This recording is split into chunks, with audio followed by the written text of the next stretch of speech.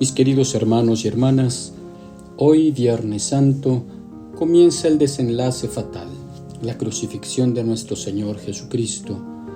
Al horizonte solo se perfila la sombra de la cruz y lo que eso significa. Los acontecimientos han transcurrido uno tras otro sin darnos tregua para asimilar lo que está pasando.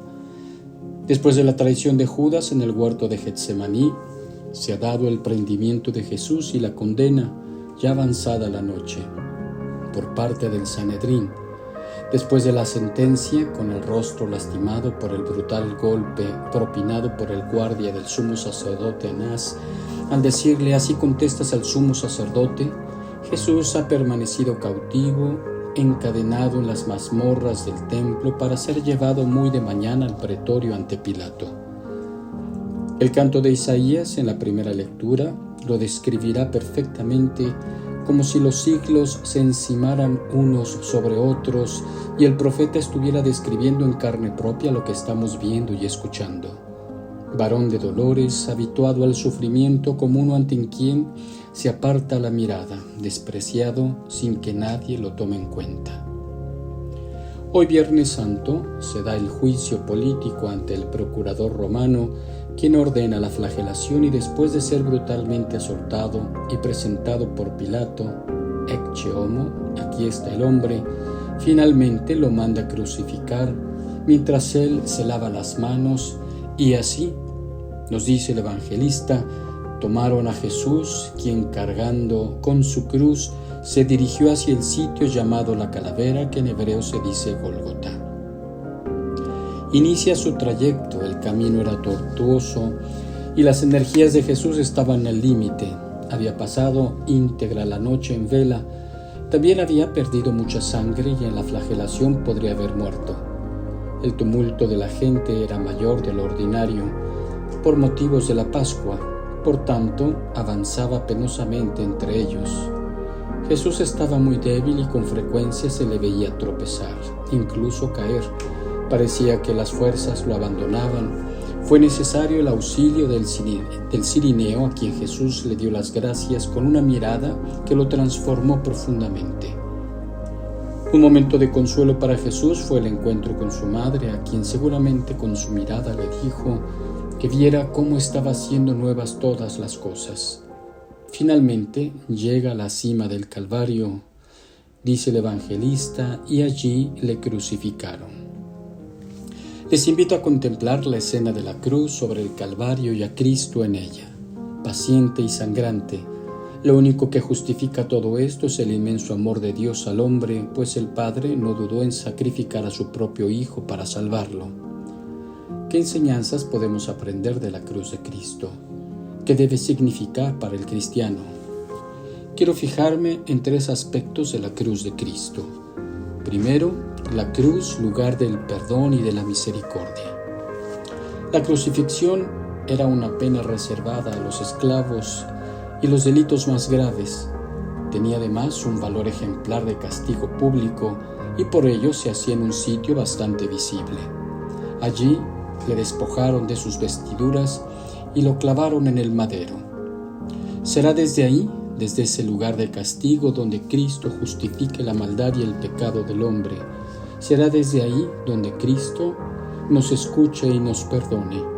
Padre, perdónalos porque no saben lo que hacen. Claro que esos hombres sabían lo que hacían y por qué lo hacían. Y precisamente por eso, por esa indulgencia de Cristo en la cruz, el sacerdote puede decir: yo te absuelvo de tus pecados en el nombre del Padre, y del Hijo, y del Espíritu Santo, haciendo la señal de la cruz. Así se los hizo saber en repetidas ocasiones a los escribas y fariseos. Sepan pues que el Hijo del Hombre tiene poder en la tierra para perdonar los pecados. Sus sacerdotes, alter Christus, por el poder redentor de Cristo y por mandato de Él, lo hacen. En medio de los dolores más atroces, Jesús no nos deja desamparados. Su misericordia adquiere un carácter materno al darnos a su propia madre como madre nuestra. Mujer, ahí tienes a tu hijo, ahí tienes a tu madre. Desde la cruz, la misericordia de Dios se hace patente y va más allá a pesar del rechazo y el abandono de los hombres. Pues bien, aunque una madre se olvidara de sus hijos, yo nunca me olvidaría de ti. Una buena madre todo lo excusa, todo lo cree, todo lo espera, todo lo soporta. Ese es el amor de Dios reflejado en su Madre, la Virgen Santísima. Segundo, la cruz como signo de salvación.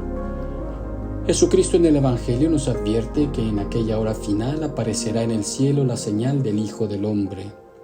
La cruz se nos presenta como nuestro distintivo específico, así como para los musulmanes es la media luna y para los judíos la estrella de David. La cruz es el símbolo del cristiano que nos enseña cuál es nuestra auténtica vocación, una vocación de entrega amorosa a Dios y a los hombres y de esperanza. La cruz es el camino, la meta final, la resurrección y la vida. Sin embargo, entre los cristianos nos encontramos con lugares sin cruces. Hoy en estos tiempos pareciera que acudimos a la desaparición progresiva del símbolo de la cruz. En hoteles, restaurantes, empresas, colegios, se le ve más como un objeto de ornato que como un signo de salvación. Desaparece de las casas de los vivos y de las tumbas de los muertos, y desaparece sobre todo del corazón de muchos hombres y mujeres a quienes molesta contemplar a un hombre muerto clavado en una cruz. Ya San Pablo lo advertía en su tiempo, porque son muchos, y ahora os lo digo con lágrimas, que son enemigos de la cruz de Cristo. La ausencia de la cruz como signo de salvación en nuestro mundo de hoy ha provocado una sed de Dios en el hombre, en nuestro mundo cristiano.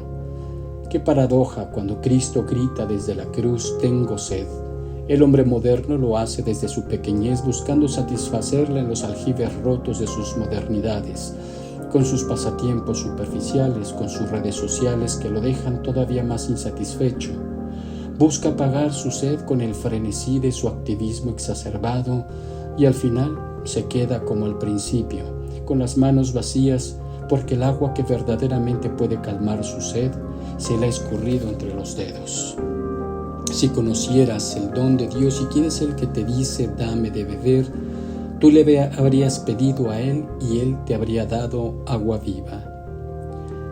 La cruz siempre la llevaremos encima, sea esta visible o no, al fin cruz, y la sed siempre la padeceremos. ¿Con qué agua calmo mi sed de Dios? ¿Con un agua pura o con un agua que solo me infecta el alma? Por otro lado, en aquellos lugares con cruces, que los hay y que abundan gracias a Dios, se nos presentan dos alternativas: cruces sin Cristo o cruces con Cristo. Ese es el paradigma de los dos ladrones. Para uno esa cruz se convirtió en una cruz bendita, pues aún en el suplicio de la crucifixión supo ver en el Señor al Salvador, al Mesías, al verdadero Cordero de Dios, y pidió, suplicó a manera de oración que se acordara de él cuando entrara en su reino. Hoy estarás conmigo en el paraíso. Sin embargo, para el otro, una cruz maldita, porque ese hombre en medio de los tormentos de la cruz no serenó su alma, que estaba igualmente atormentada. De él solo brotaron improperios, reclamos, exigencias, en pocas palabras, un rechazo total. Tomemos en cuenta que no por el hecho de estar a un lado de la cruz podemos obtener algún beneficio. Para los soldados y para muchos de los que allí estaban no significó absolutamente nada.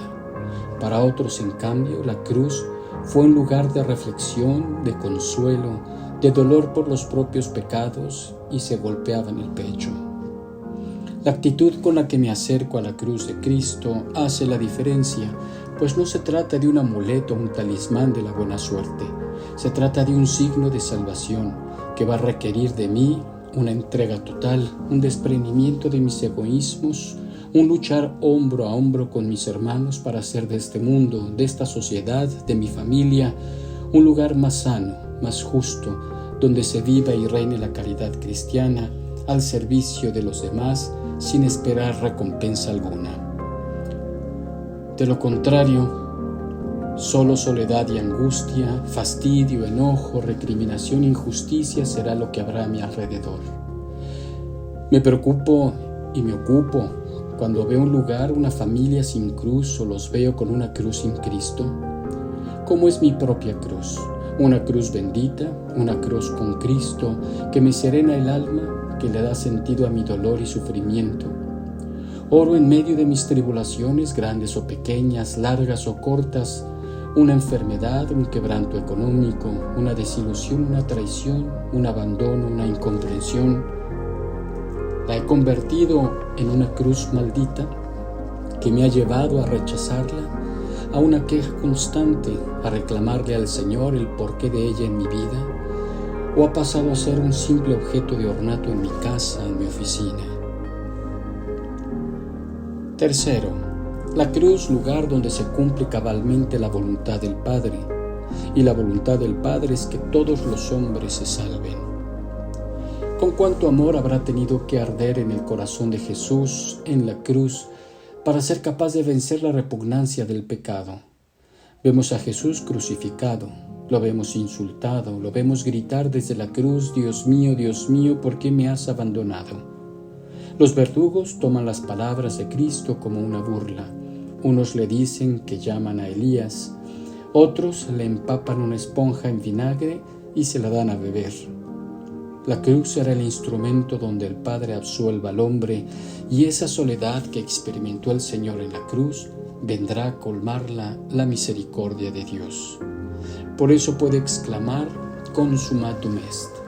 Todo se ha cumplido cabalmente según los designios del Padre.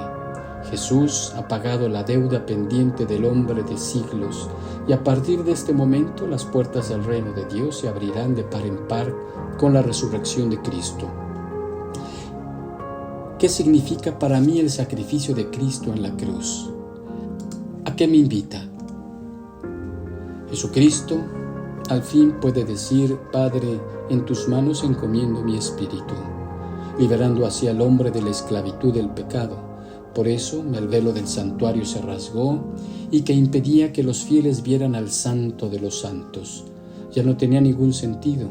La tierra tembló en un afán de gritar al mundo la victoria definitiva del Señor.